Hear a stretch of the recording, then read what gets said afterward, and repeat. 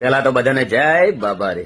એક રિક્વેસ્ટ છે, એક રજૂઆત છે અને મારા વિચાર છે. આ એક સલાહ નથી. તો કહેવા માંગુ છું કે ગેનીબેન એમ કહે છે કે ડીજે બિલકુલ વગાડવાનું નથી. અલ્પેજી સાહેબનું કહેવું એવું છે કે ઘરે ડીજે વગાડો. તો કોઈને નાત બહાર કાઢવા જવા માટે મિટિંગ કરવાની જરૂર નથી, કોઈના કંડડ લેવા જવાની જરૂર નથી.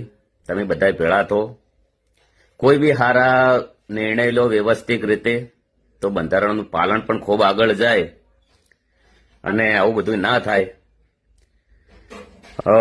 ચંડીસરમાં પણ લાઈવ પ્રોગ્રામ થયો છે, તમને બધાને ખબર જ છે. તો એ ટાઈપનું એક સારું આયોજન કરો તો બંધારણનું ખૂબ પાલન થાય. અને ન્યાયની વાત કરીએ તો એક મોટું ષડયંત્ર રમણું છે મારા પાસે. અત્યારે બી કહું છું, અમારા ગામમાં પણ બહુ મોટો વિખો. આ વિડીયો શેર ના કરે એને રોમા પીરની સોગન છે, કદી સોગન આલ્યા નહીં, પણ આ ફેરે આલું છું. શેર કરી દો એકવાર. દારૂ પાઈને સમાજને ગેરમાર્ગે દોરીને તમે ચૂંટણીનો લાભ લઈ લો છો, ત્યારે તમે સાહેબ તમારો સ્વ બચાવ કેમ કરો છો? જ્યારે જો તમારે સમાજને સુધારવું હોય તો તમારે ચૂંટણીની અંદર તમારે દારૂ પર પ્રતિબંધ મૂકવો જોઈએ. આના માટે તમે બાંયધરી કેમ નથી આપતા? મારો સીધો સવાલ છે કે આપણે સૌ એ સમાજને સુધારવા માટે આવ્યા છે. તો સાહેબ અહીંયાથી ઉપસ્થિત મંચ પરથી એકેય ચૂંટાયેલા પ્રતિનિધિ એવું નથી કીધું અમે બાંહેધરી આપીએ છીએ કે અમે ચૂંટણીની અંદર ઉભા રહીશું તો અમે દારૂનું વિતરણ નહીં કરીએ. કેમ સાહેબ, ચૂંટણીની અંદર દારૂનું વિતરણ થશે તો સમાજ નહીં બગડે? મોફતનું પીસે છોરાતા તે સમયે ગેરમાર્ગે દોરાશે.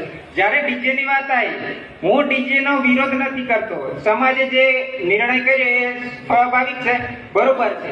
જ્યારે ડીજે ની વાત આવી 51,000 ની દંડ કરી. કેમ કે ડીજે વધારાનો વાગે, અશ્લીલ ગીતો વાગવાથી સમાજ ગેરમાર્ગે દોરાય છે.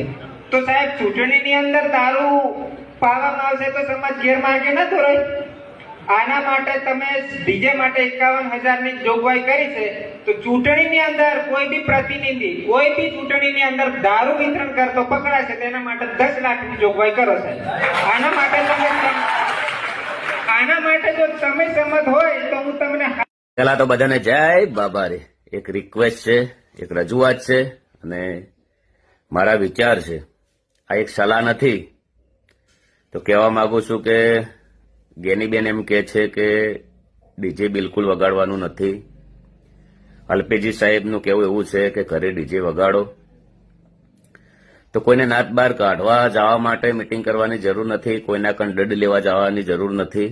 તમે બધા ભેળા થો, કોઈ બી સારા નિર્ણય લો વ્યવસ્થિત રીતે, તો બંધારણનું પાલન પણ ખૂબ આગળ જાય અને આવું બધું ના થાય. ચંડીસરમાં પણ લાઈવ પ્રોગ્રામ થયો છે, તમને બધાને ખબર જ છે. તો એ ટાઈપનું એક સારું આયોજન કરો તો બંધારણનું ખૂબ પાલન થાય. અને ન્યાયની વાત કરીએ તો એક મોટું ષડયંત્ર રમણું છે મારા પાસે. અત્યારે બી કહું છું, અમારા ગામમાં પણ બહુ મોટો વિખો.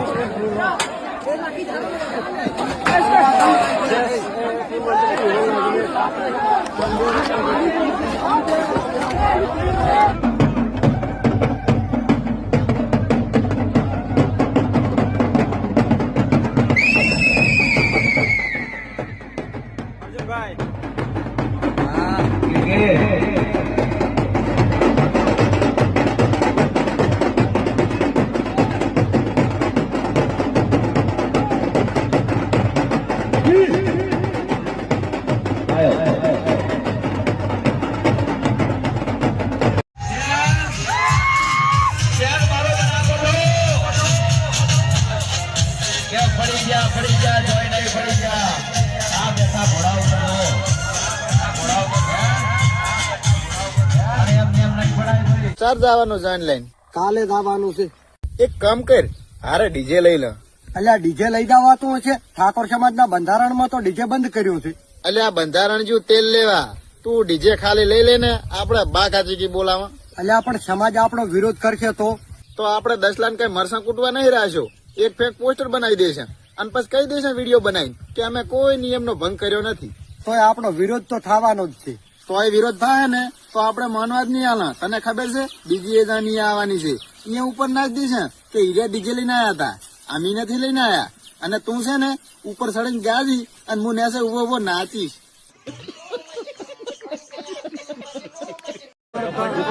ગામ કેના ફેવરમાં છે? આપણે કોઈને પૂછ્યું 3 વાગ્યા સુધી આપણે રાહ જોઈ. અમારો પ્રોગ્રામ હતો તો છતાં કેન્સલ કરીને અમે વાટ જોઈ, પણ અમને કોઈ બોલાયા નથી. અમારા ગામમાં કોઈ મીટિંગ પેલા થી નથી અને બંધારણનું અમને કોઈ કીધું નથી. ઓલરેડી અમે મીટિંગ કરવા ગયા હતા કે અમારે ભાઈ અમારા જે આયોજક હતા પણ એમનું કોઈ માન્યું નતું અને આ પોતે ડિસિઝન લઈ લીધું છે અમને. બરાબર, એક વખત કાયદો હોય તો કોર્ટ બી પૂછે છે કે ભાઈ આરોપીને તારો ગુનો તને કબૂલ છે? આ પૂછવામાં આવે છે. કદાચ કોમના નિયમમાં સારું ફોસીની સજા નહીં ને કાદ તો મારે મરવું પડો યાર. અને આ તો સારું છે કે એના ઘરમાં હું નહીં રહેતો ને શિયાળાનો ઢાઢનો ઠરી જોત. પોતે ડિસિઝન લઈ લેવું, પોતે બોલવું. એમને ખબર નહીં કે શું કરવું શું ના કરવું એમ. અને જે 4-5 જણા છે એ ગોમના છે એ લોકોને ખાસ કરીને મને નેચું દેખાડવાની વાત કરી છે અને એ લોકોને આયોજન કર્યું છે. આખું ગોમ કેના ફેવરમાં છે ભાઈ? આજે અમે 3 વાગ્યા સુધી બેઠા છે. અમારા વડીલો, અમારા કાકા, અમારું કુટુંબ બધું. અમે જોરદાર મીટિંગ કરવાના છીએ. હું ખોટો હશું તો મારા ફેવરમાં કોઈ નહીં આવે. 2 વર્ષ પછી 4 વર્ષ પછી વિક્રમભાઈ ગમે ત્યારે રાજકારણમાં ઉભા રહેશે તો ગુજરાતનો સુપરસ્ટાર વિક્રમ ઠાકોર માટે ગબ્બર ઠાકોર અને અર્જુન ઠાકોરનો ફૂલ સપોર્ટ રહેશે. વિક્રમ ઠાકોર માટે માથું આપવાનું થશે તો અર્જુન ઠાકોર, ગબ્બર ઠાકોર માથું પણ આપી દેશે. વિક્રમભાઈ નો સપોર્ટ જુઓ ભાઈ. શેખ ને બના કોઠો, શેખ ને બના કોઠો.